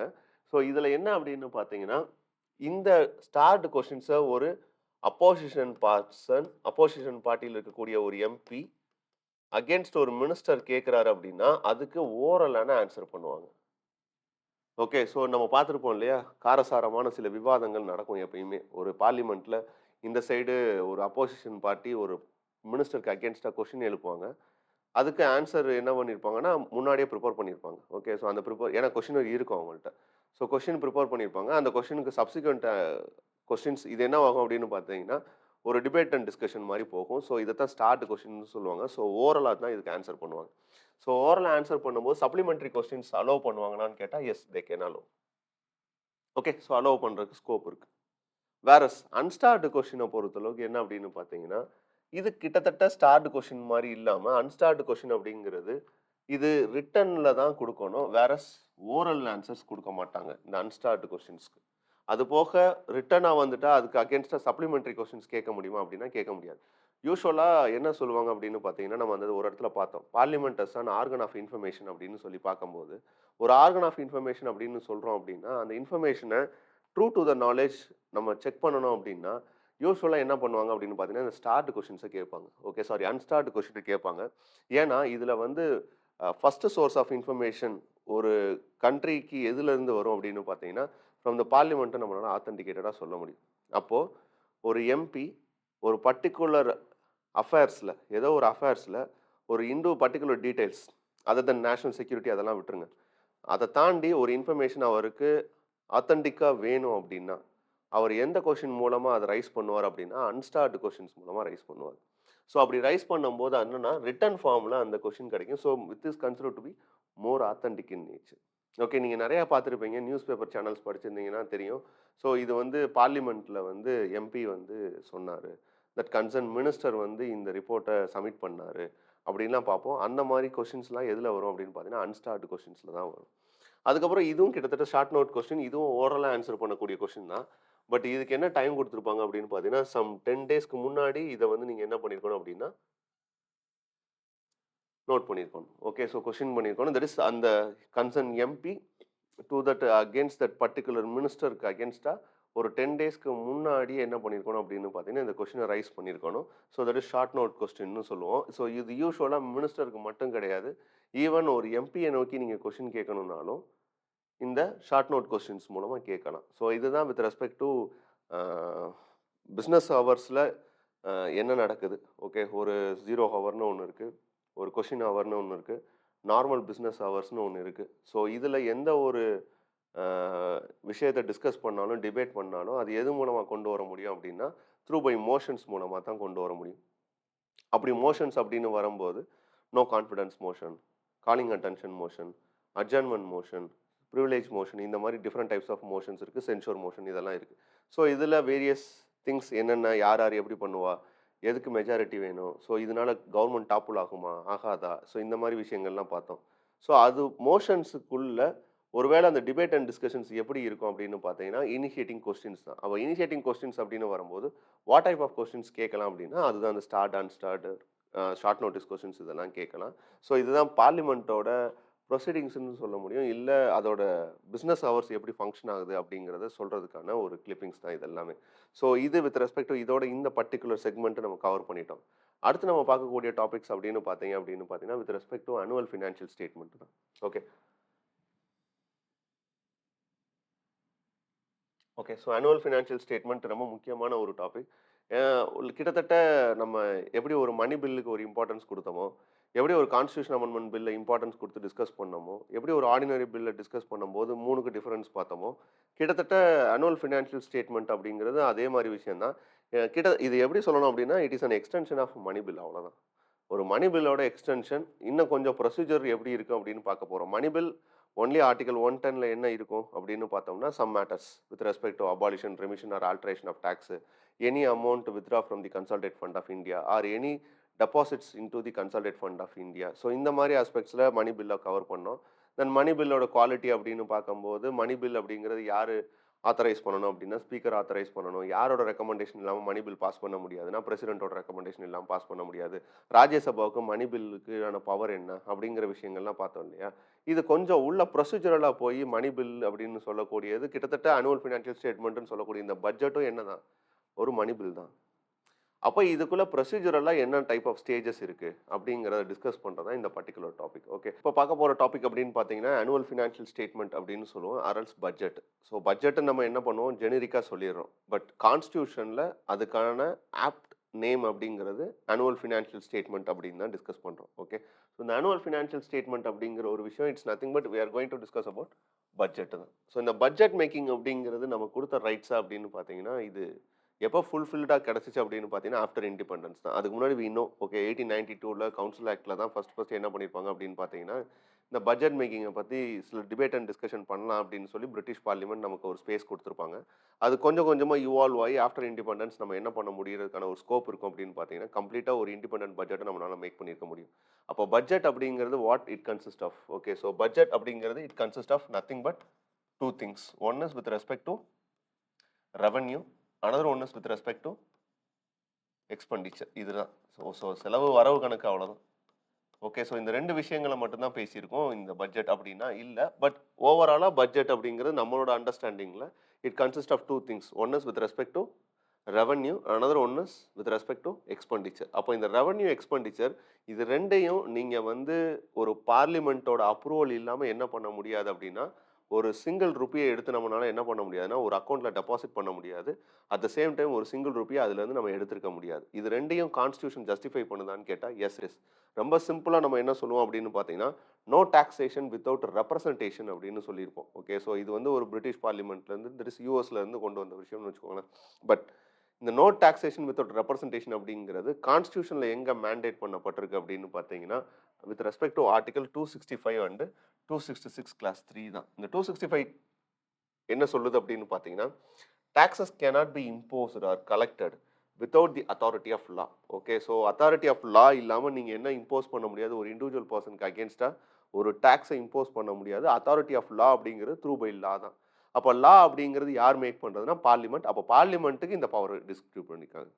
கான்ஸ்டியூஷன் யாருக்கு பவரை டிஸ்ட்ரிபியூட் பண்ணியிருக்கு அப்படின்னா, to the parliament with respect to overall government of இந்தியாவை பொறுத்தளவுக்கு. ஒரு ஸ்டேட்டை பொறுத்தளவுக்கு ஸ்டேட் லெஜிஸ்லேச்சருக்கு அந்த பவரை டிஸ்ட்ரிபியூட் பண்ணியிருக்காங்க. அது ஸ்டேட் லெஜிஸ்லேச்சர் வரும்போது பார்த்துக்கலாம். But with respect to constitution overall government of இந்தியான்னு வரும்போது ஆர்டிகல் 265லையும் எக்ஸ்பெண்டிச்சரை உங்களால் என்ன பண்ண முடியாதுன்னா பண்ண முடியாது. எதோட அப்ரூவல் இல்லாமல் with respect to authorisation of legislature. அப்போது ஒரு ரெவன்யூவாக இருந்தாலும் சரி, எக்ஸ்பெண்டிச்சராக இருந்தாலும் சரி, ரெண்டையும் without the approval of the parliament என்ன பண்ண முடியாது, ஒரு ரூலிங் கவர்மெண்ட்னால எடுக்க முடியாது. அதை தான் ஃபஸ்ட்டு நம்ம பட்ஜெட் மூலமாக அண்டர்ஸ்டாண்ட் பண்ணிக்கிறக்கூடிய விஷயமா இருக்குது. ஓகே, ஸோ அடுத்து பார்த்தீங்க அப்படின்னா, அப்போ பட்ஜெட் எதை கொண்டு இருக்கும் அப்படின்னு பார்த்தீங்கன்னா, with respect to estimated receipt and expenditure. So இதை நம்ம பட்ஜெட்டுன்னு சொல்கிறோம். ஆனால் ஆர்டிகல் 112ல இது என்னன்னு சொல்கிறாங்க, அனுவல் ஃபினான்ஷியல் ஸ்டேட்மெண்ட் அப்படின்னு சொல்கிறாங்க. ஓகே, அப்போ இந்த அனுவல் ஃபினான்ஷியல் ஸ்டேட்மெண்ட்டில் என்ன இருக்கும் அப்படின்னு பார்த்தீங்கன்னா, வித் ரெஸ்பெக்ட் டு ஒன்று expenditure. Okay, another thing is revenue. So அந்த ரெவன்யூ என்னன்னு சொல்லுவாங்கன்னா, பேஸ் அண்ட் மீன்ஸ்ன்னு சொல்லுவாங்க. அப்படின்னா என்ன சோர்ஸ் ஆஃப் இன்கம் அப்படிங்கிறது தான். ஸோ ஒரு செலவுக்கு நீங்கள் ஒரு கணக்கு காமிச்சிடுறீங்க, okay fine. But source of income என்ன அப்படிங்கிறது எதில் மென்ஷன் பண்ணணும் அப்படின்னா, நீங்கள் அனுவல் ஃபினான்ஷியல் ஸ்டேட்மெண்ட்டுன்னு சொல்லக்கூடிய இந்த பட்ஜெட்டில் சொல்லணும். அப்போ இந்த பட்ஜெட்டில் என்ன இருக்கும் அப்படின்னு பார்த்தீங்கன்னா, ரெண்டு பில் இருக்கும். One is financial bill, another one is appropriation bill. Okay, இந்த ஃபினான்ஷியல் பில் அப்படிங்கிறது வரவு கணக்கு, அப்ராப்ரேஷன் பில் அப்படிங்கிறது செலவு கணக்கு. ஓகே, ஸோ இந்த ரெண்டையும் உள்ளடக்கின ஒரு விஷயம்தான் பட்ஜெட் ஆர் ஆனுவல் ஃபினான்ஷியல் ஸ்டேட்மெண்ட்டுன்னு சொல்கிறது. இதில் வேஸ் அண்ட் மீன்ஸை பொறுத்தளவுக்கு அது ஒரு type of things. Okay, so அது revenue through by tax revenue, non tax revenue அப்படின்லாம் சொல்லி நீங்கள் எக்கனாமியில் பார்த்துருப்பீங்க. இந்தியன் எக்கனாமியில் நீங்கள் படிக்கும்போதே என்ன பார்த்துருப்பீங்க? ஓகே, ஸோ அதில் ரெவன்யூ அப்படின்னு வரும்போது, அக்கௌண்ட்டுன்னு வரும்போது கேபிட்டல் அக்கௌண்ட், ரெவன்யூ அக்கௌண்ட் அப்படின்னு பார்ப்போம். ஓகே, ஸோ இந்த ரெவன்யூ அக்கௌண்ட், கேபிட்டல் அக்கௌண்ட் அப்படின்னு வரும்போது, ஸோ இதில் ரெவன்யூன்னு வரும்போது tax revenue, non tax revenue அப்படின்லாம் பார்த்துருப்பீங்க இல்லையா? ஸோ இதெல்லாம் உள்ளடக்குனது தான் ரெவன்யூ, வேஸ் அண்ட் மீன்ஸ்ன்னு சொல்கிறது. ஆன் தி அதர் சைடு எக்ஸ்பெண்டிச்சர்னு வரும்போது என்ன டைப் ஆஃப் எக்ஸ்பெண்டிச்சர் அப்படின்னு பார்க்கும்போது there are two types of expenditures were there. Okay, so எக்ஸ்பெண்டிச்சர்ஸை பொறுத்தளவு two types of expenditures were there. One is charged expenditure அப்படின்னு சொல்லுவோம். அனதர் ஒன் இஸ் நார்மலாக through by means of demand for grant மூலமாக எடுக்கக்கூடிய ஒன்று. பட் இதை பார்க்குறதுக்கு முன்னாடி பார்லிமெண்ட்டோட accountability with respect to budget அப்படின்னு பார்த்தோம் அப்படின்னா, ஒன்று through by passing on budget, another ஒன்று studying on report. Okay, so அப்போ யூஸ்வலாக என்ன நடக்கும் அப்படின்னு பார்த்தீங்கன்னா, ஒரு பட்ஜெட் நீங்கள் பாஸ் பண்ணுறீங்க அப்படின்னா, ஓகே, அதோட ஸ்டேஜஸ் அப்படின்னு வரும்போது what type of stages it have அப்படின்னு பார்த்தீங்கன்னா,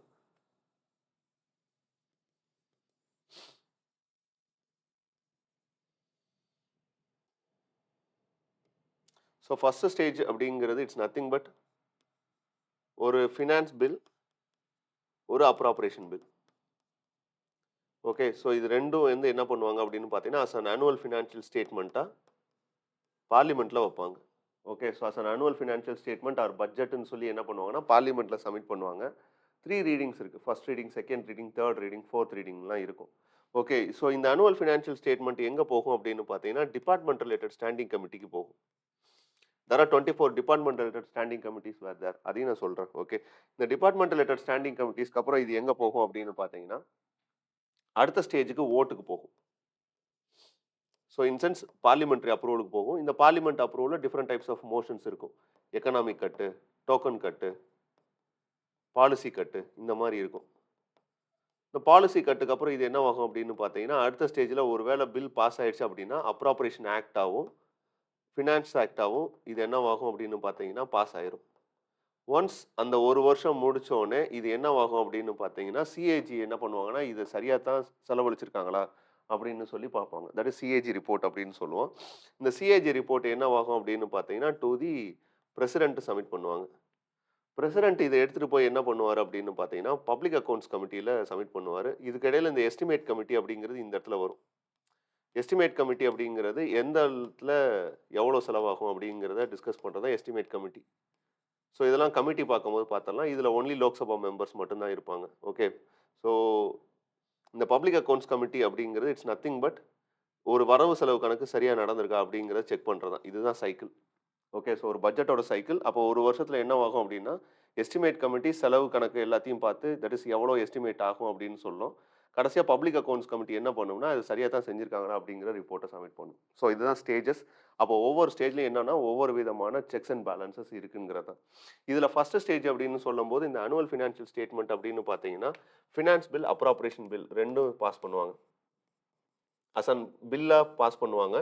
இந்த பில்லை பாஸ் பண்ணுறதோட சேர்த்து okay, so as an annual financial ஸ்டேட்மெண்ட்டுன்னு சொல்லக்கூடிய எஸ்டிமேட்டு, எக்ஸ்பெண்டிச்சர் ரெண்டையும் சேர்த்து இந்த வேஸ் அண்ட் மீன்ஸ் இதெல்லாம் சொல்லுவாங்க. சொல்லி என்ன பண்ணுவாங்க அப்படின்னு பார்த்தீங்கன்னா, ஒரு பில், ஒரு பட்ஜெட்டை அங்கே ப்ரொப்போஸ் பண்ணுவாங்க. யூஸ்வலாக இந்த பட்ஜெட்டுங்கிறது கிட்டத்தட்ட எதோட மீனிங் அப்படின்னு பார்த்தீங்கன்னா, மணி பில்லோட கேரக்டர் தான்.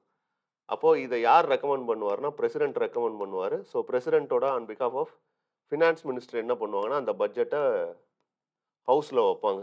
ஓகே, ஸோ அப்போ ஹவுஸில் வைக்கும்போது பட்ஜெட் அப்படிங்கிறது எஸ்டிமேட் அமௌண்ட் மட்டும் இருக்குமான்னு கேட்டால் இந்த ரெண்டு அக்கௌண்ட்டும் அதோட சேர்த்தே இருக்கும். ஓகே, ஸோ ஆக்சுவல் பட்ஜெட்னு ஒன்று சொல்லுவோம், ரிவைஸ்டு பட்ஜெட்னு ஒன்று சொல்லுவோம், எஸ்டிமேட் பட்ஜெட்னு ஒன்று சொல்லுவோம். எஸ்டிமேட் பட்ஜெட் ஃபார் எக்ஸாம்பிள் 2024-25 பட்ஜெட்டை பாஸ் பண்ணுறாங்க அப்படின்னா இந்த இடத்துல 24-25 எஸ்டிமேட் பட்ஜெட் இருக்கும். அதுக்கு வருஷம் பட்ஜெட் என்னன்னா ரிவைஸ்டு பட்ஜெட்னு சொல்லுவாங்க. ஏன்னா அக்கௌண்டிங் இயர் முடிஞ்சிருக்காது. இப்போ ஒரு பட்ஜெட் பாஸ் பண்ணுறாங்க அப்படின்னா பிப்ரவரியில தான் பாஸ் பண்ணுவாங்க. அப்போது ஒரு அக்கௌண்டிங் பீரியட் அப்படிங்கிறது ஏப்ரல் டு மார்ச். அப்போது அந்த ஒரு மாதத்துக்குள்ளே என்ன வேணாலும் நடந்திருக்கலாம். அப்போ ரிவைஸ்டு பட்ஜெட் அப்படிங்கிறது என்னென்னா ஒரு பட்ஜெட் எஸ்டிமேட் பட்ஜெட்டாக போட்டிருப்பாங்க. பட் அந்த பட்ஜெட்டில் கூடல் குறைச்சல் நடந்திருக்கலாம். அப்போ அந்த கூடுதல் குறைச்சல் இருக்குது அப்படின்னா அது என்னென்னா ரிவைஸ்டு பட்ஜெட்னு சொல்லுவாங்க. ஏன்னா sometimes supplementary grant, additional grant இதெல்லாம் என்ன பண்ணுவாங்க அப்படின்னா பார்லிமெண்ட் வாங்கும். ஓகே, இப்போ கொரோனா சுச்சுவேஷன் எடுத்துக்கலாமே 2019 2019ல என்ன நடந்திருக்கும்? கொரோனா வந்துருச்சு. அப்போதைக்கு ஒரு ஆக்சுவல் பட்ஜெட் போட்டிருப்பாங்க. Estimated budget. But due to corona pandemic சிச்சுவேஷனால என்னவாயிருக்கும் அப்படின்னு பார்த்தீங்கன்னா, நெறைய ரிவைஸ்டு எஸ்டிமேட் நடந்திருக்கும். அப்ப இந்த ரிவைஸ்டு எஸ்டிமேட்ங்கிறது ரிவைஸ்டு எஸ்டிமேட்டா, ரிவைஸ்டு பட்ஜெட்டா அங்க வச்சிருப்பாங்க. அது ஒரு ஸ்டேட்மெண்ட் இருக்கும் உள்ள. அதுக்கப்புறம் ஆக்சுவல் பட்ஜெட் இருந்திருக்கும். என்ன அப்படின்னு பார்த்தீங்கன்னா, அதுக்கு முந்தின வருஷம் அந்த அக்கவுண்டிங் இயர்லாம் முடிச்சு, சிஏஜி ஆடிட்டிங் இதெல்லாம் பண்ணி முடிச்சு, கடைசியா ஒரு ரிப்போர்ட் ஃபைனலா வந்து நிக்கும்ல, அது ஆக்சுவல் பட்ஜெட். ஸோ இது எல்லாமே என்னன்னு பார்த்தீங்கன்னா, பார்லிமென்ட் கிட்ட சப்மிட் பண்ணக்கூடிய ரிப்போர்ட் தான். இது எல்லாமே டிபேட் அண்ட் டிஸ்கஷனுக்கு உட்பட்டது தான். அப்போ இந்த இடத்துல எஸ்டிமேட்டட் பட்ஜெட்ட தாண்டி அங்க என்ன இருக்கும் பார்த்தீங்கன்னா, ரிவைஸ்டு எஸ்டிமேட் பட்ஜெட்டும் இருக்கும். ஆக்சுவல் பட்ஜெட்டும் இருக்கும். ஓகே. இதோட முடிஞ்சிருமா? ஒரு பட்ஜெட்ட சப்மிட் பண்ணும்போது அப்டின்னா, இல்ல. அது தாண்டி எஃப்ஆர்பிஎம் ஆக்ட்ன்னு ஒரு கண்டிஷன் இருக்கு. Fiscal responsibility and budget management ஆக்ட்ன்னு சொல்லுவாங்க. இந்த ஆக்ட் படி 3 ரிப்போர்ட்ட அதோட சேர்த்து சப்மிட் பண்ணணும். ஸோ இதுவும் ஒரு பார்லிமென்ட் ஒரு எக்ஸிக்யூட்டிவ்ஸ் மேல இம்போஸ் பண்ண ஒரு அடிஷனல் டியூட்டி தான். இது ஒரு தடவ பிலிம்ஸ் கொஸ்டினா கேட்டிருக்காங்க. ஓகே. ஸோ அப்ப என்ன சொல்லியிருப்பாங்க அப்படின்னு பார்த்தீங்கன்னா, 3 types of report statement has to be submitted. One is medium term fiscal policy statement. Another one is fiscal policy strategy statement. Another one is macro economic policy statement. So இது எல்லாமே என்னன்னு பார்த்தீங்கன்னா, 3 type of reports. So இது ஏன் நான் இவ்வளோ speedo போறேன் அப்படின்னா, இந்த இடத்துல எக்ஸ்ப்ளனேஷன் தேவையில்ல. செல்ஃப் ரீடிங்கே மோர் தென் எனஃப். ஜஸ்ட் நீங்க அட்ரஸ் பண்ணணும் அப்படிங்கிறதுக்காண்டி எடுத்துட்டு போறது தான். அப்போ ஒரு ஆனுவல் ஃபினான்ஷியல் ஸ்டேட்மெண்ட்ங்கிறது it consist of appropriation bill and finance bill. Appropriation பில்லுங்கிறது செலவு கணக்கு. ஃபைனான்ஸ் பில்லுங்கிறது வரவு. வரவுல வேஸ் அண்ட் மீன்ஸ் அட்வான்ஸஸ் இருக்கும். இந்த ஃபினான்ஸ் பில்ல அப்ராப்ரியேஷன் பில்ல பொறுத்தளவுக்கு அது தனி டைப். ஸோ இது 3ஓட சேர்த்து இந்த 2ம் பில் மட்டும் தான் வருமான்னு கேட்டா இல்ல. எஸ்டிமேட்டட் பட்ஜெட்ட தாண்டி ஆக்சுவல் பட்ஜெட், ரிவைஸ்டு பட்ஜெட்ன்னு 2 வரும். இது எல்லாம் சேர்த்தது தான் என்னன்னு பார்த்தீங்கன்னா, ஒரு பட்ஜெட். இந்த பட்ஜெட்டோட சேர்த்து என்ன இன்க்ளூட் ஆகும் அப்படின்னு பார்த்தீங்கன்னா, fiscal responsibility and budget management ஆக்ட்ன்னு சொல்லி கான்ஸ்டிடியூஷன் பார்லிமென்ட் 2003ல ஒரு ஆக்ட்ட எனாக்ட் பண்ணியிருப்பாங்க. இது கான்ஸ்டிடியூஷன்ல கிடையாது. ஓகே. இது கான்ஸ்டிடியூஷன்ல மென்ஷன் பண்ண கிடையாது. இது அடிஷனலா ஒரு ரெஸ்பான்சிபிலிட்டி டூ தி மினிஸ்டர்ஸ் வேணும் அப்படிங்கிறதுக்காண்டி கொண்டு வந்தது தான். ஸோ இது with respect to fiscal responsibility and budget management act. அப்ப இந்த ஆனுவல் ஃபினான்ஷியல் ஸ்டேட்மெண்ட்ட பொறுத்தளவுக்கு உள்ள என்ன இருக்கும்னு பார்த்துட்டோம்னா, வரவு ஒண்ணு இருக்கும், செலவு கணக்கு ஒண்ணு இருக்கும்னு சொல்லிட்டோம். இப்ப வரவு கணக்க பொறுத்தளவுக்கு அது டாக்ஸ் ரெவென்யூ, நான் டாக்ஸ் ரெவென்யூ இதெல்லாம் ஒரு சைடு இருக்கட்டும். கான்ஸ்டிடியூஷன்ல இந்த செலவு கணக்க 2 விஷயத்துல பேசுறாங்க. ஒண்ணு என்னன்னு சொல்றாங்க அப்படின்னா, சார்ஜ்டு எக்ஸ்பெண்டிச்சர் அப்படின்னு சொல்றாங்க. Another thing is demand for grant அப்படின்னு சொல்றாங்க. இந்த சார்ஜ்டு எக்ஸ்பெண்டிச்சர் அப்படிங்கிறதுக்கும், டிமாண்ட் ஃபார் கிராண்ட்க்கும் உள்ள வித்தியாசம் என்ன அப்படின்னு பார்த்தீங்கன்னா, சார்ஜ்டு எக்ஸ்பெண்டிச்சர பொறுத்தளவுக்கு ஓகே. ஸோ எக்ஸ்பெண்டிச்சர் சார்ஜ்டு அப்படின்னு சொல்லிட்டாங்க அப்படின்னா, ஸோ இந்த சார்ஜ்டு எக்ஸ்பெண்டிச்சர் மேல என்ன பண்ண முடியும் அப்படின்னு பார்த்தீங்கன்னா, ஒரு பார்லிமென்ட்னால டிபேட் அண்ட் டிஸ்கஷன் மட்டும் தான் பண்ண முடியும். வோட்டிங் பண்ண முடியாது. இன் சென்ஸ் அதுல போய் policy cut, economic cut, token கட்டுலாம் பண்ண முடியாது. ஒன்லி டிபேட் அண்ட் டிஸ்கஷன் பண்ணலாம் சார்ஜ் எக்ஸ்பெண்டிச்சர பொறுத்தளவுக்கு. அது எதுல அப்படிங்கிறது கான்ஸ்டிடியூஷனே சொல்லிருது. இந்த வேஸ் அண்ட் மீன்ஸ் அட்வான்ஸ டிமாண்ட் ஃபார் கிராண்ட்ட பொறுத்தளவுக்கு தான் subject to debate, discussion, vote எல்லாமே நடக்கும். அப்போ இந்த 266ல கன்சால்டேட் ஃபண்ட் ஆஃப் இந்தியா அப்படின்னு சொல்லி என்ன பண்றாங்கன்னா, ஒரு எக்ஸ்செக்கர வச்சிருக்காங்க. இப்ப நம்ம வீட்ல ஒரு பேங்க் இருக்கு அப்படின்னா, அந்த பேங்க் தட் இஸ் ஒரு ஒரு லாக்கர் இருக்குன்னு வச்சுக்கோங்களேன். இந்த லாக்கர்ல ஒரு அமௌண்ட் போடுறீங்க. அந்த லாக்கர்ல இருந்து ஒரு அமௌண்ட் எடுக்குறீங்க. அது மாரி இந்தியா முழுக்க இருக்கக்கூடிய ஒரு எக்ஸ்செக்கர் அப்படின்னு சொல்றது ஒரு கருவுரை அப்படின்னு சொன்னா, அது எது சொல்லுவோம் அப்படின்னு பார்த்தீங்கன்னா, கருவூலம்னு சொல்லுவோம் இல்லையா? ஸோ ட்ரெஷரின்னு சொல்லுவோம் இல்லையா? அத கன்சால்டேட் ஃபண்ட் ஆஃப் இந்தியா அப்படின்னு சொல்லுவாங்க. இந்த கன்சால்டேட் ஃபண்ட் ஆஃப் இந்தியா அப்படிங்கிறது ஆர்டிகல் 266ல கிரியேட் பண்ண ஒரு ஃபண்ட். இந்த ஃபண்டுக்குள்ள தான் இந்தியால எந்த டாக்ஸ் வந்தாலும் அது இங்க தான் வரும். இந்தியாவுல government of India okay. So அதுபோக ஸ்டேட் லெஜிஸ்லேச்சர் இருக்கு. அது கன்சால்டேட் ஃபண்ட் ஆஃப் ஸ்டேட்ன்னு சொல்லுவோம். பட் கன்சால்டேட் ஃபண்ட் ஆஃப் இந்தியாவ பொறுத்தளவுக்கு எந்த ஒரு அமௌண்ட் ரூ. 1 உள்ள வரணும்னாலும் இந்த கன்சால்டேட் ஃபண்ட் ஆஃப் இந்தியாக்குள்ள தான் வரும். எந்த ரூ. 1 நீங்க வெளிய எடுக்கணும்னாலும் இந்த கன்சால்டேட் ஃபண்ட் ஆஃப் இந்தியால இருந்து தான் எடுக்கணும். ஓகே. ஸோ அப்ப இந்த இடத்துல கன்சால்டேட் ஃபண்ட் ஆஃப் இந்தியால இருந்து எடுக்கக்கூடிய எக்ஸ்பெண்டிச்சர்ல there are 2 types of expenditure were there. One is charged expenditure. Another one is demand for grant அப்படின்னு சொல்லுவோம். இந்த சார்ஜ் எக்ஸ்பெண்டிச்சரை பொறுத்தளவுக்கு இதுக்கு என்ன தேவையில்லை அப்படின்னு பார்த்தீங்கன்னா, பார்லிமெண்டரி அப்ரூவல் தேவையில்லை. ஏன்னா இது already charge, already decided, already mentioned in the constitution it self. So இங்கே டிபேட் அண்ட் டிஸ்கஷன் மட்டும்தான் இருக்குமோ தவிர சப்ஜெக்ட் டு ஓட் இருக்காது. பட் டிமாண்ட் ஃபார் கிராண்ட்டை பொறுத்தளவுக்கு ஓட்டிங் பண்ணுவாங்க. ஸோ அப்போ இந்த இடத்துல என்னன்னா சார்ஜ் கன்சல்டேட் ஃபண்ட் ஆஃப் இந்தியாவில் எதெல்லாம் வருது அப்படின்னு பார்த்தீங்க அப்படின்னா, first category allowances and emoluments of the president and other expenditure relating to his office. இது பிலிம்ஸ் பெர்ஸ்பெக்டிவ்ல முக்கியம். யாராவது எந்தெந்த பர்சனுக்கெல்லாம் சார்ஜ் கன்சல்டேட் ஃபண்ட் ஆஃப் இந்தியால இருந்து எக்ஸ்பெண்டிச்சர் போகுது. அப்படின்னா இவங்களுக்குலாம் என்ன அப்படின்னு பார்த்தீங்கன்னா டிபேட் அண்ட் டிஸ்கஷன் தான் இருக்கும். இது எதுக்காக அப்படின்னு பார்த்தீங்கன்னா for their ensuring their autonomy. Okay. So ஒரு இடத்துல ஒருத்தரோட அத்தாரிட்டியை நீங்கள் மினிமைஸ் பண்ணணும் அப்படின்னா ஓகே ஒரு ஒரு இன்ஸ்டிடியூஷனோட அத்தாரிட்டியை நீங்கள் மினிமைஸ் பண்ணணும்னா ரொம்ப சிம்பிள். அந்த இன்ஸ்டிடியூஷனோட ஃபினான்ஷியல் அத்தாரிட்டியை நீங்கள் மினிமைஸ் பண்ணிட்டீங்கனாலே போதும். ஓகே. அவங்களுக்கு பட்ஜெட்ரி கட் பண்ணிட்டீங்கனாலே அந்த அத்தாரிட்டி என்ன ஆயிரும் அப்படின்னா மினிமைஸ் ஆயிரும். வேறஸ் அந்த அத்தாரிட்டிக்கு ஒரு type of accountable that is autonomy கொடுக்குறீங்க, ஃபினான்ஷியல் அட்டானமி கொடுக்குறீங்கன்னா அது இண்டிபெண்டன்ட்டாகவும் இம்பார்ஷியலாகவும் ஃபங்க்ஷன் ஆகும். அப்படிப்பட்ட ஆஃபீஸர்ஸை தான் சார்ஜ்டு கன்சால்டேட் ஃபண்ட் ஆஃப் இந்தியாவில் வச்சிருப்பாங்க. அப்படி பார்க்கும்போது பிரசிடென்ட்டோட சேலரிஸ் அண்ட் அலவன்சஸ் அவரோட எக்ஸ்பெண்டிச்சர்ஸ் எல்லாமே சார்ஜ்டு கன்சால்டேட் ஃபண்ட் ஆஃப் இந்தியாவிலேருந்து தான். ஏன்னா அவர் ஒரு பொலிட்டிக்கல் பர்சன். இன்சென்ஸ் எந்த ஒரு கட்சி சாரா பணி செய்யக்கூடியவர். ஸோ அவரோட அட்டானமி என்ஷூர் பண்ணுறதுக்காண்டி இதை பண்ணுறாங்க. அதே மாதிரி தான் speaker of the Lok Sabha and chairman, deputy chairman, speaker, deputy speaker. So இவங்க எல்லாமே பொலிட்டிக்கல் பர்சன். ஸோ இவங்களோட அட்டானமி என்ஷூர் பண்ணணுங்கிறதுக்காண்டி பண்ணுறது தான் இந்த charged consolidated fund of India. அது போக salaries, allowances and pensions of the supreme court, pensions of the judges of the high court. Note it down.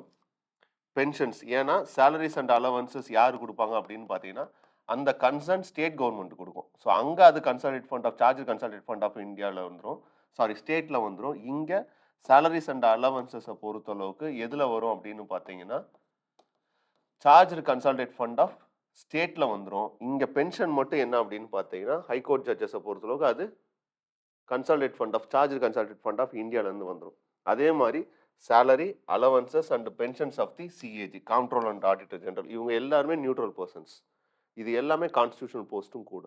So அதனால தான் இந்த போஸ்ட் எல்லாத்துக்குமே சார்ஜ் கன்சால்டேட் ஃபண்ட் ஆஃப் இந்தியாவிலேருந்து போகுது. அது போக administrative expenses of the supreme court, the office of the comptroller and auditor general, union public service commission, அவங்களோட allowances, pensions, இது எல்லாமே எதில் போகுது? சார்ஜ் கன்சால்டேட் ஃபண்ட் ஆஃப் இந்தியாவில் தான் போகுது. அது போக கவர்மெண்ட் ஏதாச்சும் கடை வாங்கி அந்த கடனை திருப்பி செலுத்தணும் அப்படின்னா அதுவும் சார்ஜ் கன்சால்டேட் ஃபண்ட் ஆஃப் இந்தியாவிலேருந்து தான் போகும். அதாவது இன்ட்ரெஸ்ட்டோ இல்லை டோட்டல் ரீபே பண்ணுறாங்கனாலும் ஸோ அது எல்லாமே எதில் தான் வரும்? சார்ஜ் கன்சால்டேட் ஃபண்ட் ஆஃப் இந்தியாவில் தான் வரும். அப்படி போக ஏதாச்சும் கவர்மெண்ட் மேலே இம்போஸ் பண்ணக்கூடிய பெனாலிட்டிஸ், ஒரு ஜட்ஜ்மெண்ட்டில் ஒரு 5 கோடி கொடுத்துருங்க இந்த இண்டிவிஜுவல் பர்சனுக்கு, இல்லை இந்த கம்பெனிக்கு இவ்வளோ நீங்கள் பேர் பண்ணணும் அப்படின்னா அதையும் எதில் தான் கொண்டு வருவாங்க? சார்ஜ் கன்சால்டேட் ஃபண்ட் ஆஃப் இந்தியாவில் தான் கொண்டு வருவாங்க. ஸோ இது எல்லாமே என்ன அப்படின்னு பார்த்தீங்கன்னா சார்ஜ் கன்சால்டேட் ஃபண்ட் ஆஃப் இந்தியாவில் இருக்கிறது தான். இது போக ஏதாச்சும் ஆட் பண்ணணும் அப்படின்னா அது பார்லிமெண்ட்னால பண்ண முடியும். அந்த அத்தாரிட்டி யாரு கொடுத்துருக்காங்க? டு தி பார்லிமெண்ட் கொடுத்து வச்சிருக்காங்க. ஓகே. அப்போ சார்ஜ் கன்சால்டேட் ஃபண்ட் ஆஃப் இந்தியாவில் எதெல்லாம் வரும் அப்படிங்கிறது நமக்கு தெரிஞ்சிருச்சு. Second category demand for grant. இப்போ இந்த டிமாண்ட் ஃபார் கிராண்ட்டு அப்ராப்ரியேஷன் பில்ல ஹவுஸ்க்கு வரும், ஃபினான்ஸ் பில்லாகவும் வரும், ஹவுஸ்க்கும் வரும். அதில் ஃபஸ்ட்டு ரீடிங் அப்படிங்கிறது ஃபஸ்ட்டு ஸ்டேஜ் அப்படிங்கிறது ஜஸ்ட் என்ன பண்ணிடுவாங்க அப்படின்னா அனுவல் ஃபினான்ஷியல் ஸ்டேட்மெண்ட்டுன்னு சொல்லி அன்னைக்கு அந்த பட்ஜெட் செஷனில் ஃபஸ்ட்டு டேல என்ன பண்ணியிருப்பாங்க அப்படின்னு பார்த்தீங்கன்னா அந்த பட்ஜெட்டை தாக்கல் பண்ணுவாங்க. ஜஸ்ட் ரீட் மட்டும் தான் பண்ணுவாங்க. அன்னைக்கு நீங்கள் எந்த டிபேட் அண்ட் டிஸ்கஷனும் பார்க்க முடியாது. அந்த பட்ஜெட் செஷனை பார்த்தீங்க அப்படின்னா முதல் நாள் பிரசிடென்ட் என்ன பண்ணுவார் அப்படின்னு பார்த்தீங்கன்னா அவரோட ஃபஸ்ட்டு செஷனில் அவரோட ஃபஸ்ட்டு ஸ்பீச்சை கொடுத்துருவார். செகண்ட் என்ன பண்ணுவாங்கன்னா ஃபினான்ஸ் மினிஸ்டர் யூஸ்வலாக வருவாங்க. வரும்போது என்ன பண்ணுவாங்கன்னா அவங்க எக்கனாமிக் சர்வே அப்படின்னு சொல்லி ஒரு ரிப்போர்ட்டே சப்மிட் பண்ணுவாங்க. அதோட சேர்த்து இந்த அனுவல் ஃபினான்ஷியல் ஸ்டேட்மெண்ட்னு ஒன்று வச்சுருவாங்க. இது first reading. Okay. So first ரீடிங்கில் எந்த டிபேட் டிஸ்கஷன் எதுவுமே நடக்காது. செகண்ட் ஸ்டேஜில் பார்த்தீங்க அப்படின்னு பார்த்தீங்கன்னா இங்கே ஜஸ்ட் என்ன பண்ணிடுவாங்க அப்படின்னு பார்த்தீங்கன்னா ஃபுட் ஃபோர்த் தட் இஸ் அந்த இடத்துல டிஸ்கஷனுக்கு உட்பட்டது அப்படின்னு சொல்லிடுவாங்க. இங்கேயும் எந்த டிபேட் அண்ட் டிஸ்கஷனும் நடக்காது செகண்ட் ஸ்டேஜ்லையும். தேர்ட் ஸ்டேஜில் என்னவாகும் அப்படின்னு பார்த்தீங்கன்னா ஒரு கேப் கொடுப்பாங்க. இன்சென்ஸ் அட்ஜர்ன்மெண்ட் மோஷன் பண்ணுவாங்க. அட்ஜர்ன்மெண்ட்டுங்கிறது ஹவுஸை கொஞ்ச நாள் என்ன பண்ணுவாங்கன்னா தள்ளி வைப்பாங்க. நீங்கள் நல்லா பார்த்தீங்கன்னா தெரியும். பிப்ரவரி மந்தில் செஷனை இன்வைட் பண்ணுவாங்க, பட்ஜெட்டை தாக்கல் பண்ணுவாங்க. தாக்கல் பண்ணிவிட்டு என்ன பண்ணுவாங்கன்னா ஒரு கேப் கொடுப்பாங்க. ஒரு 15 டேஸ் 20 டேஸ் கேப் கொடுப்பாங்க. கொடுத்துட்டு இந்த மீன் டைம் என்ன பண்ணுவாங்க அப்படின்னு பார்த்தீங்கன்னா அந்த இதை ஸ்டடி பண்ணுறதுக்கு விட்டுருவாங்க. டு தி கவர்மெண்ட்டோ இல்லை டு தி ரூலிங் பார்ட்டியோ இல்லை மீடியாவோ இல்லை டிபார்ட்மெண்ட்டோ இது எல்லாம் என்ன பண்ணும் அப்படின்னு பார்த்தீங்கன்னா ஸ்டடி பண்ணும். ஸ்டடி பண்ணி இந்த மீன் டைம் இந்த பட்ஜெட் இருக்கு இல்லையா, அனுவல் ஃபினான்ஷியல் ஸ்டேட்மெண்ட்னு சொல்கிற விஷயம் இது எதுக்கு போகும் அப்படின்னு பார்த்தீங்கன்னா டிபார்ட்மெண்ட் ரிலேட்டட் ஸ்டாண்டிங் கமிட்டிஸ்ன்னு சொல்லுவாங்க. அப்படின்னா ஒவ்வொரு டிபார்ட்மெண்ட்டுக்கும் ஒவ்வொரு ஸ்டாண்டிங் கமிட்டி இருக்கும். இந்த ஸ்டாண்டிங் கமிட்டி அப்படிங்கிறது ஒரு பெர்மனன்ட் கமிட்டி. இந்த கமிட்டி என்ன பண்ணும் அப்படின்னா இந்த பட்ஜெட்டில் ஒரு பர்டிகுலர் டிபார்ட்மெண்ட் ஹெல்த் மினிஸ்ட்ரின்னு ஒன்று இருக்குன்னு வச்சுக்கோங்களேன். இந்த ஹெல்த் மினிஸ்ட்ரியில் பர்டிகுலராக பப்ளிக் ஹெல்த்தில் பிரைமரி செக்டார்ல எவ்வளோ ஸ்பெண்ட் பண்ணியிருக்கோம், எவ்வளோ வரவு வருது அப்படிங்கிறத ஸ்டடி பண்ணுவாங்க. ஸ்டடி பண்ணிட்டு அது ஒரு ரிப்போர்ட்டா என்ன பண்ணுவாங்க அப்படின்னா, பார்லிமெண்ட்ல சப்மிட் பண்ணுவாங்க. ஸோ 24 டிபார்ட்மெண்டல் ஸ்டாண்டிங் கமிட்டீஸ் இருக்கு. Such S committee on commerce, committee on home affairs, committee on human resource development, commerce and industry இது மாதிரி 24 டிபார்ட்மெண்டல் ஸ்டாண்டிங் கமிட்டீஸ் இருக்கு. இந்த ஸ்டாண்டிங் கமிட்டீஸ்ல இருக்கக்கூடிய மெம்பர்ஸ் யார் இருப்பாங்கன்னா, யூசுவலி எம்பிஸ் தான் இருப்பாங்க. இவங்க என்ன பண்ணுவாங்க அப்படின்னா, இந்த எக்ஸ்பெண்டிச்சர் எல்லாத்தையுமே ஸ்டடி பண்ணுவாங்க. ஸ்டடி பண்ணிட்டு ஒரு ரிப்போர்ட்ட சப்மிட் பண்ணுவாங்க. இந்த ரிப்போர்ட் தான் எதுக்கு வரும் அப்படின்னு பார்த்தீங்கன்னா, 4த் ஸ்டேஜ்ல டு தி பார்லிமென்ட்க்கு ஓட்டா வரும். சார்ஜ்டு கன்சாலிடேட் ஃபண்ட் ஆஃப் இந்தியாவை பொறுத்தளவு ஓட்டு போடுறதுக்கு அவசியம் கிடையாது. பட் டிமாண்ட் ஃபார் கிராண்ட்டை பொறுத்தளவுக்கு ஓட்டு போட்டு தான் ஆகணும். அப்போ ஓட்டு போடும்போது ஒவ்வொன்னையும் மூவ் பண்ணுவாங்க. மூவ் பண்ணும்போது ஒரு டைம் லிமிட் குடுத்துருவாங்க. யார் குடுப்பாங்க அப்படின்னு பார்த்தீங்கன்னா, ஹவுஸ்ல பிசினஸ் அட்வைசரி கமிட்டின்னு ஒண்ணு இருக்கும். இந்த பிசினஸ் அட்வைசரி கமிட்டி இந்த டைம் போதும், இவ்வளோக்குள்ள நீங்க என்ன பண்ணிக்கங்க, இந்த பட்ஜெட்ட டிஸ்கஸ் பண்ணிக்கங்கன்னு சொல்லுவாங்க. அப்ப இந்த பட்ஜெட்ட டிஸ்கஸ் பண்ணும்போது ஒவ்வொரு டைப் ஆஃப் மோஷனும் இனிஷியேட் பண்ணுவாங்க. அது ரொம்ப முக்கியமானதுன்னு பார்த்தீங்கன்னா, policy cut, economic cut, token cut அப்படின்னு சொல்லுவாங்க. இந்த பாலிசி கட் அப்படிங்கிறது இட்ஸ் நத்திங் பட் நீங்க ஏதாவது ஒரு பாலிசி ஒண்ண கொண்டு வர்றீங்க அப்படின்னா, ஸோ ஃபார் எக்ஸாம்பிள் நான் ஹெல்த்துக்கு, அதுவும் பிரைமரி ஹெல்த்துக்கு ஒரு பர்ட்டிகுலர் ஸ்கீமு, இந்த ஸ்கீமுக்கு நான் என்ன பண்றேன், ஒரு ரூ. 50,00,00,000 எனக்கு தேவைப்படுது அப்படின்னு சொல்லி அந்த மினிஸ்ட்ரி கேட்குறாங்க அப்படின்னா, பாலிசி கட் அப்படின்னு சொல்லுவாங்க. அப்படின்னா என்ன அப்படின்னு பார்த்தீங்கன்னா, அந்த ஸ்கீமுக்கு ரூ. 1 குடுப்பாங்க. ரூ. 1 வச்சு என்ன பண்றது அப்படின்னா, ஒண்ணுமே பண்ண முடியாது. அதனால தான் அது பாலிசி கட். ஸோ அந்த பாலிசி என்னன்னா, அப்ரூவலுக்கு உட்பட்டது கிடையாது. அது ரூ. 1 குடுத்து அந்த பாலிசிய கட் பண்ணிருவாங்க. இதெல்லாம் நடக்குமான்னு கேட்டா, யூசுவலா நடக்கிறது இல்ல. ஜஸ்ட் அது இருக்கு. ஓகே. ஸோ பாலிசி கட் அப்படிங்கிறது ரூ. 1 குடுத்து அந்த ஸ்கீம் என்ன பண்ணிருவாங்க, பாலிசியவே கட் பண்ணிருவாங்க.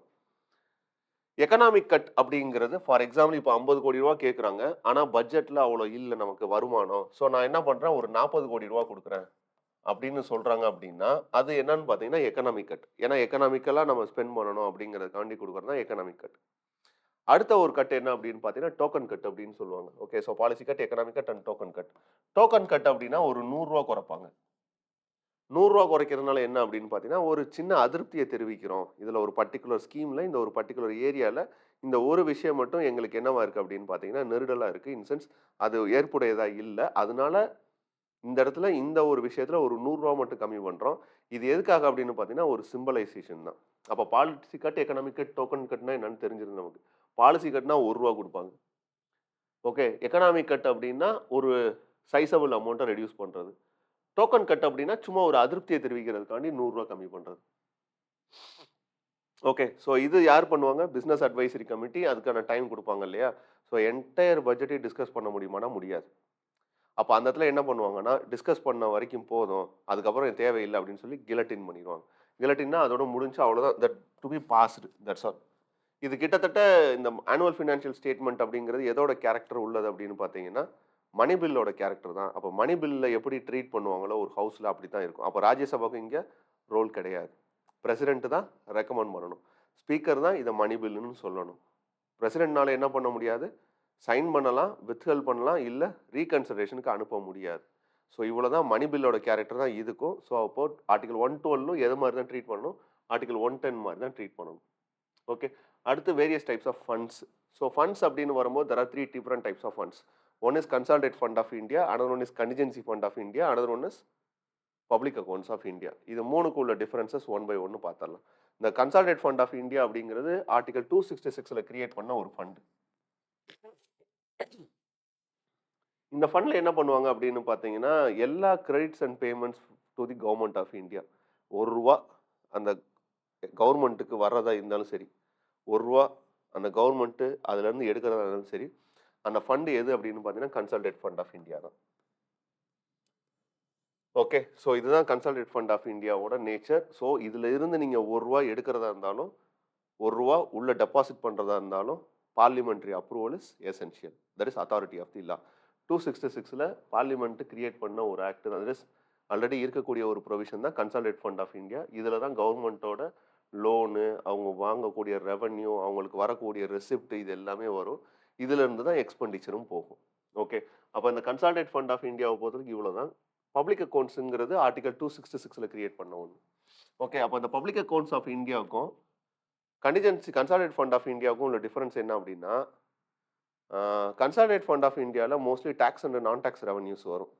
அதை தாண்டி நீங்கள் இந்த போஸ்ட் ஆஃபீஸ் ஸ்கீம்லாம் கேள்விப்பட்டிருப்பீங்க இல்லையா? போஸ்ட் ஆஃபீஸில் டெபாசிட் பண்ணுறது, எஃப்டி போடுறது, இல்லை ஒரு பிஎஃப் ஃபண்டு போடுறது, இல்லை ஒரு ஆர்டி போடுறது, இந்த மாதிரி ஃபண்டெல்லாம் எதுக்குள்ளே போகும் அப்படின்னு பார்த்தீங்கன்னா, இந்த பப்ளிக் அக்கௌண்ட்ஸ் ஆஃப் இந்தியா ஃபண்டுக்குள்ளே தான் போகும். அப்போ இந்த பப்ளிக் அக்கௌண்ட்ஸ் ஆஃப் இந்தியா அப்படிங்கிறது இட்ஸ் நத்திங் பட் பப்ளிக்கோட அக்கௌண்ட். ஓகே, அவ்வளோதான். ரொம்ப சிம்பிள். இது பப்ளிக்கோட அக்கௌண்ட். இது கவர்மெண்ட்டோட அக்கௌண்ட் கிடையாது, பப்ளிக்கோட அக்கௌண்ட். ஏன்னா இதில் மோஸ்ட்லி புழங்கக்கூடிய காசு யாரோடது அப்படின்னு பார்த்தீங்கன்னா, பப்ளிக்கோட காசு தான்.